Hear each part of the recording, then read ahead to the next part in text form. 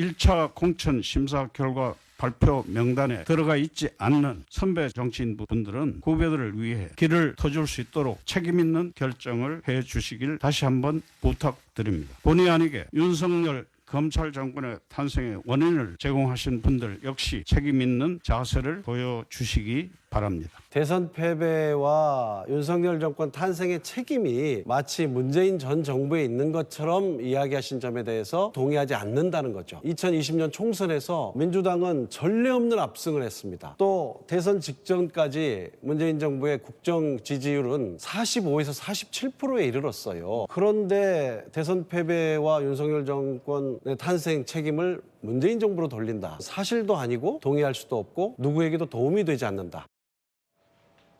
네, 이제는 민주당으로 가보겠습니다.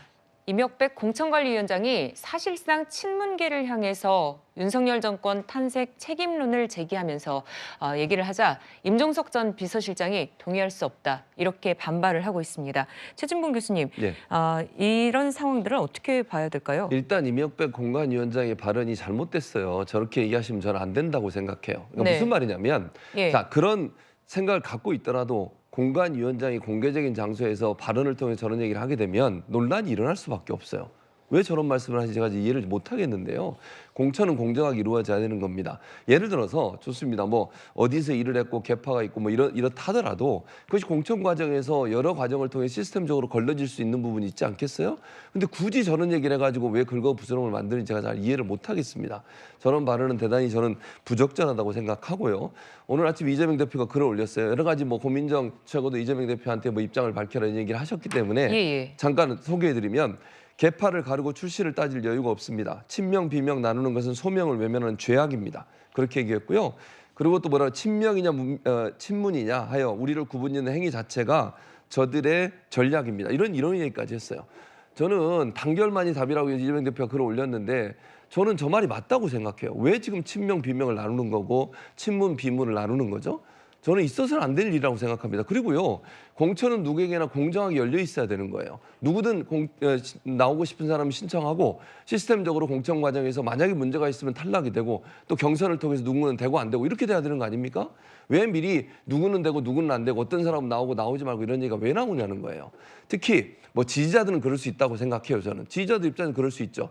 의원들이 나와 저런 얘기 자꾸 하게 되면 이게 갈등의 요소만 되는 겁니다. 네. 그냥 공천 과정에서 잘 공천을 해서 경선 과정에서 누구는 되고 안 되고 이런 일이 벌어질 수는 있지만 미리 이런 얘기를 해가지고 괜히 민주당 안에 분란을 일으키는 행동은 저는 전혀 당에게 도움이 안 된다 이렇게 생각합니다. 네, 이현정 의원님, 네. 그렇다면 내부 갈등이 좀 심한 상황에서 이재명 대표가 봉합을 하고자 이렇게 나선 것으로 봐야 될까요? 근데요, 저는 뭐 단적으로 이중 플레이라고 좀 봅니다. 왜냐하면 이명백 위원장이 저걸 그냥 본인 생각을 이야기를 했을까요? 그러니까 이재명 대표가 지난 선거 끝나고 난 다음에 이 선거 패배의 모든 책임은 저한테 있습니다. 라고 본인이 이야기를 한 바 있습니다. 네. 자, 그러니까 선거의 책임, 결국 정권 교체가 된 책임은 이재명 후보 당시에 본인한테 가장 크게 있는 거 아니겠습니까? 그런 거 상식적이잖아요. 근데 왜 이명백 위원장이 이 이야기를, 더군다나 공천관리위원장이 이 이야기를 하고 나왔다는 것은 개인적인 저는 생각은 아니라고 봅니다. 그러니까 결국 뭐냐면 이재명 대표는 말로는 단결을 이야기를 하고 실제로 자신의 측근, 지금 김지호 뭐 정책실 부시장인가요? 이 사람은 임종석 전 실장한테 용산 가라 뭐 이런 이야기도 막 하지 않습니까? 네. 그때 한번 경고라도 준 적이 있나요? 그럼 이명백 위원장한테 경고라도 준 적이 있나요? 없지 않습니까? 그래놓고 본인은 그냥 저 페이스북에다가 단결이 중요합니다. 말만 했지 행동하지 않거든요.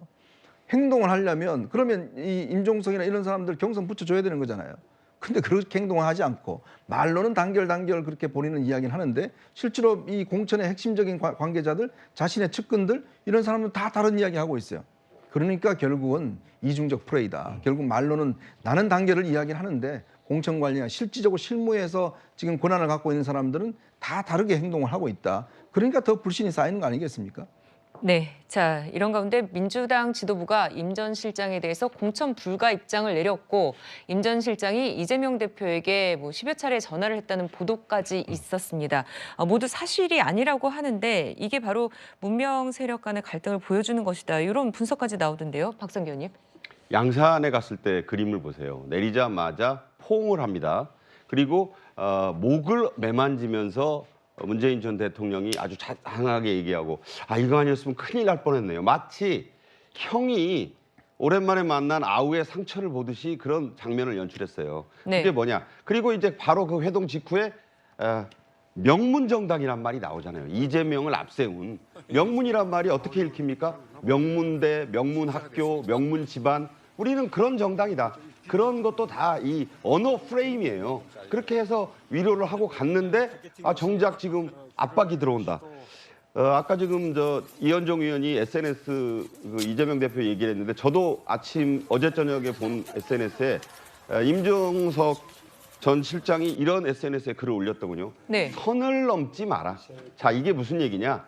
이제 더 압박을 하고 경선도 안 붙이고 나를 배제하겠다면 어디가 기다리고 있느냐? 개혁 신당이 기다리고 있다는 그런 암시가 저는 그 SNS에 내포돼 있다고 봐요.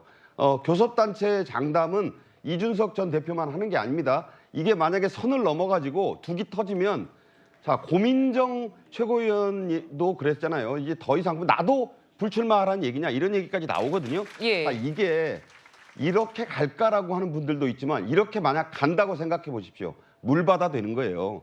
그럴 때 누가 뒷감당을 하려고 그럽니까? 그러니까 이재명 대표가 방금도 얘기했지만 또 다시 한번 단결과 단합을 호소했는데 10차례 전화를 했는데 뒤가 뭐예요?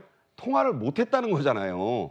그러니까 뭐 어쨌든 씹은 거예요, 통화를. 그러니까 이게 대표가 받을 전화면 언제라도 받을 거 아니에요. 그러니까 통화를 시도했다는 것이 10번 넘게 그만큼 절박하게 대표님 저랑 좀 얘기 좀 하시죠 했는데 10번 넘게 뭔가 속 시원한 통화를 못했다는 거잖아요. 응답이 없었다는 거예요. 전화가 10번 넘게 갔다는 거잖아요. 그러니까 제가 볼 때는 저럴 때 대화하고 정말 실질적인 조치. 아까 얘기 나왔어요. 경선을 붙여주면 됩니다.